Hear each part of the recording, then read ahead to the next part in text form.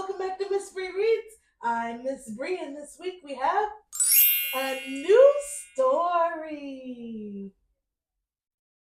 It's almost Thanksgiving.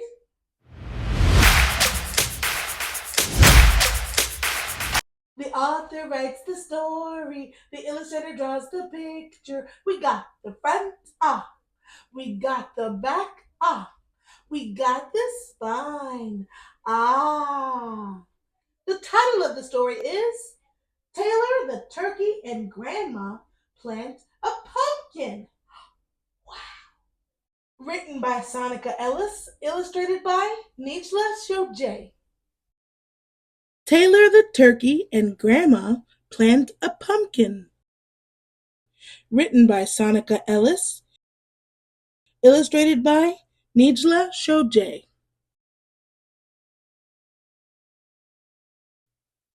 One sunny morning, Taylor waddled over to his grandma, a wise turkey with feathers as fluffy as clouds. "Grandma," Taylor gobbled excitedly, "can we plant something together?" Grandma always encouraged Taylor's whims. "How about this pumpkin seed?" she suggested. From her apron, she withdrew a tiny, magical-looking seed. Taylor's eyes sparkled. "Yes! Let's grow the biggest pumpkin ever." They found the perfect spot in the garden and planted the seed, covering it gently with soil. Every day, Taylor watered it, sang to it, and even told it funny jokes.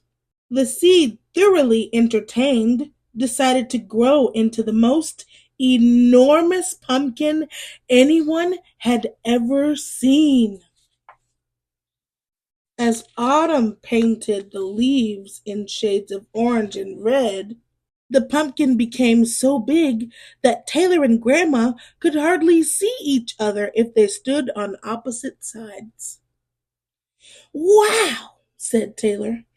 "It's so big that we could feed the entire neighborhood." So they did. They rolled the giant pumpkin to the middle of the farmyard.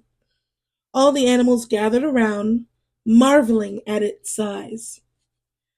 Grandma, who was quite the chef, put on her apron and declared, "Let's have a pumpkin feast."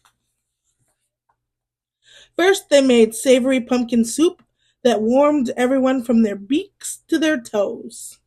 Mmm. Then they baked sweet pumpkin pies that made everyone's mouth water. There were pumpkin muffins, pumpkin bread, and even pumpkin cookies shaped like little turkeys. But the funniest dish of all was the pumpkin spaghetti. Trying to be helpful, Taylor turned the crank on the pasta maker too fast, sending pumpkin noodles flying everywhere. Ducks dodged and chickens chuckled. Even the serious Mr. Rooster couldn't help but laugh as a noodle landed on his head like a wig. For an entire week, the neighborhood feasted on delicious pumpkin dishes. There were pumpkin carving contests.